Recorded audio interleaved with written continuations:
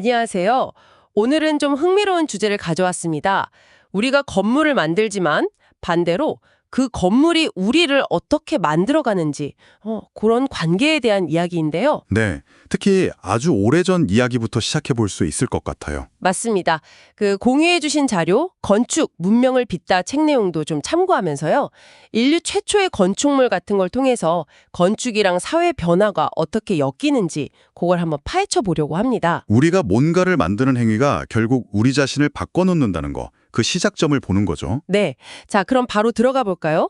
그 이야기의 중심에 터키에 있는 괴베클리 테페 유적이 있죠. 네, 맞습니다. 터키 남동부에 있고요. 이게 무려 12,000년 전쯤, 그러니까 농경 시작되기도 훨씬 전에 만들어진 걸로 보고 있어요. 12,000년 전이요? 와, 그럼 지금까지 알려진 것 중엔 가장 오래된 그런 건축물인가요? 그렇죠.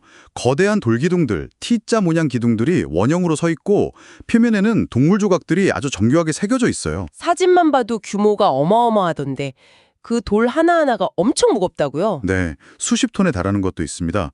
이걸 당시 사람들이 채석해서 옮기고 세웠다는 게 정말 대단한 거죠. 근데 여기서 진짜 놀라운 지점은 이걸 만든 사람들이 원래 농사 짓던 사람들이 아니었다는 거죠? 바로 그겁니다. 이게 학계에 던진 가장 큰 질문이었어요. 이 사람들은 원래 사냥하고 채집하면서 계속 이동하던 수렵 채집인들이었거든요. 그럼 보통 생각하는 거랑 완전 반대네요. 정착하고 농사 지어서 먹을 게 좀 넉넉해져야 그런 큰 건축물을 지을 수 있다고 생각했는데 네, 그게 기존의 통념이었죠.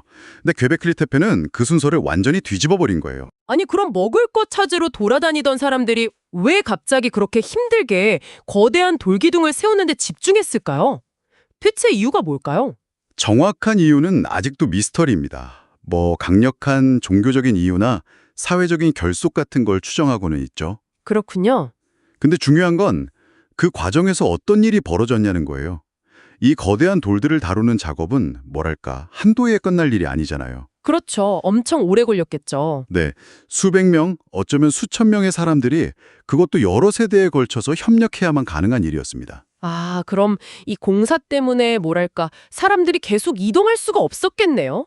그 현장 주변에 머물러야 했을 테니까요. 정확합니다. 바로 그 지점이에요. 이 거대한 건설 프로젝트를 완수하려면 사람들이 한 곳에 정착할 필요가 생겼다는 거죠. 건설 현장 때문에 정착을 하게 됐다. 네. 그리고 많은 사람들이 모여 살려면 안정적인 식량 공급이 필수적이잖아요. 아, 그래서 주변에 있는 야생 밀 같은 걸 그냥 채집하는 게 아니라 아예 관리하고 키우기 시작했을 수도 있다는 거군요. 그럴 가능성이 매우 높다고 보는 겁니다. 그러니까 이 거석 기념물을 지으려는 노력이 역설적으로 농경과 정착 생활을 촉발했을 수 있다는 거죠. 건물을 지으려다 사회 시스템 자체가 바뀐 거예요. 우와, 이건 정말 생각의 전환인데요. 보통은 농업혁명이 먼저 일어나고 그 결과로 마을이 생기고 건축물이 들어선다고 배웠는데 그렇죠. 괴베클리 테페는 어쩌면 그 반대일 수도 있다는 강력한 증거를 보여주는 셈입니다. 건축이라는 행위 자체가 문명의 방향을 틀어버린 거죠. 사회가 뭔가를 만들려는 그 의지나 행위가 오히려 사회 구조를 근본적으로 바꿔버렸다.